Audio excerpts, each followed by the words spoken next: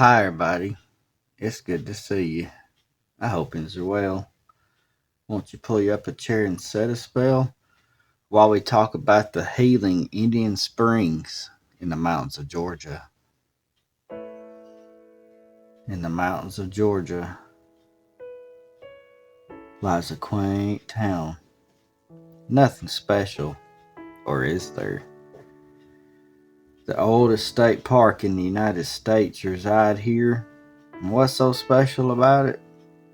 400 years ago, Creek Indians lived in the mountains of Georgia. They always seemed to be in amazing health. But when they did get sick, they were taken to the mountains. A few days later, they would return healthy as can be. They did this ritual for years. And as white settlers moved in, they began to notice, becoming more and more curious. They followed the creek up the mountains to a sacred spot. A spring rose up from the ground, flowing cool water. The sick would drink the water and be healed. The spring was an artesian spring. As it rose, it picked up many minerals, giving it a sulfur smell.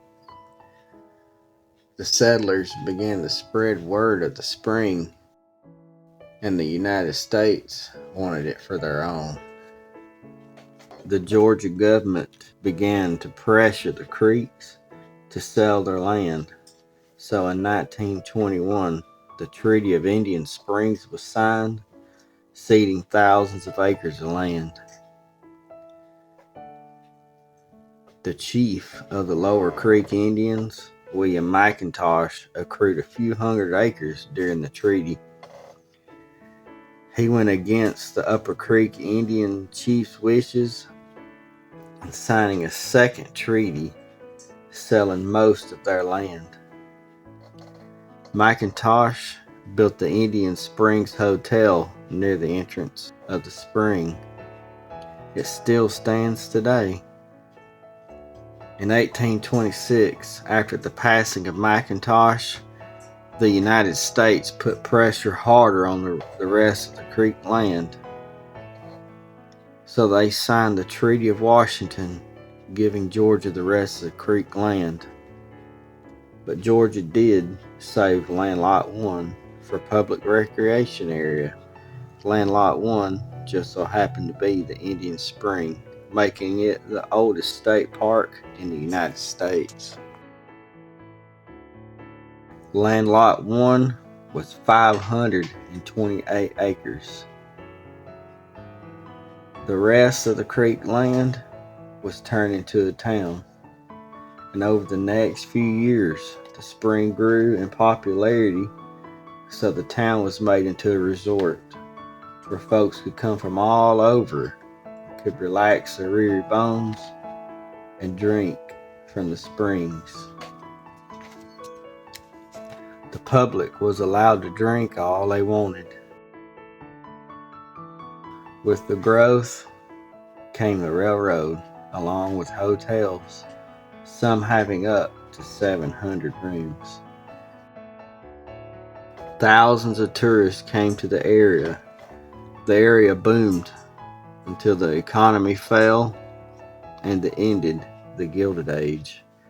By 1920, many of the hotels had burned or just fell into disrepair. But in 1927, just 2 years before the stock market crisis, Georgia officially named the park Indian Springs Park. And with Roosevelt's New Deal and the forming of the Civitan Civilian Corps, Company 459 built stone structures that still can be found today in the park.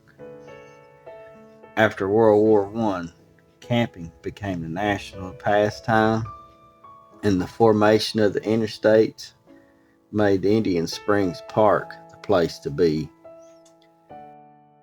In 1950, a campground and a public lake was built. Today, the park remains a reminder of our Creek ancestors, keeping their memory alive. There is a creek and a CCC museum with artifacts for all to see as well. So if nature calls and you just need to get out and explore, go find the healing springs of Indian Springs State Park. Well, folks, I want to thank you for sitting and listening to this tale of that old Indian spring and how it became the Indian Spring Park as we know it today. I appreciate you listening. Love yous to pieces, and we'll see you next time.